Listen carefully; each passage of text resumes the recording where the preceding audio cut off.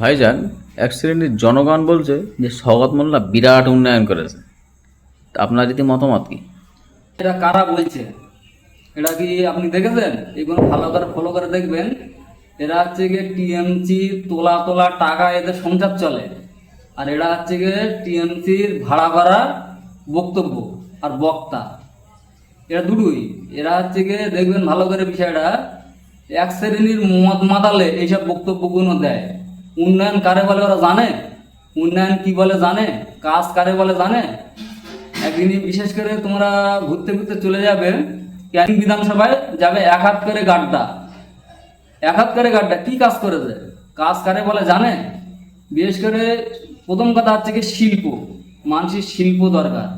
আজকের আমাদের এটা উদাহরণ দেওয়ার জন্য আমি বলছি, যদি আমাদের পশ্চিমবাংলায় 1000 মানুষ থাকে, তার ভেতরে 900 জন বিবাদে আছে আর 100 জন সুখী আছে। এটা কারণ কি জানো? আমাদের আমাদের বাংলায় হচ্ছে কি শিল্প নেই বলে। শিল্প নেই বলে আজকের এই হিসেবে 1000-এর ভেতর 900 মানুষ বিবাদগ্রস্ত আছে আর 100 মানুষ সুখী আছে, তারা হাঁটছে। এই 100 মানুষ কারা? তারা চাকরিজীবী, সরকারি কর্মচারী, এরাই সুখী আছে। আর এক শ্রেণীর টিএমসির পার্টির নেতারা, এরাই সুখী, তাছাড়া আর কেউ সুখী নেই। তুমি বলুন, আপনি সুখী আছেন না? কোন মানুষটা সুখী আছে? কোনো ব্যবসাদার সুখী আছে?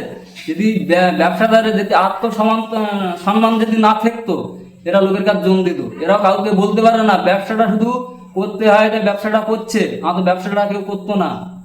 আর বিশেষ করে আমাদের পশ্চিমবাংলার ভেতরে মানুষের দেখবে একটা হাঁকার টান পড়ে গেছে এই রাজ্য সরকারের এই ভিক্ষা দিয়ে আর এই অনুদান দিয়ে। এই পশ্চিমবাংলাটা আমাদের চলছে এইদিকে। আর খুশির দিন আছে 100 জন আর বিবাদের আছে 900 জন।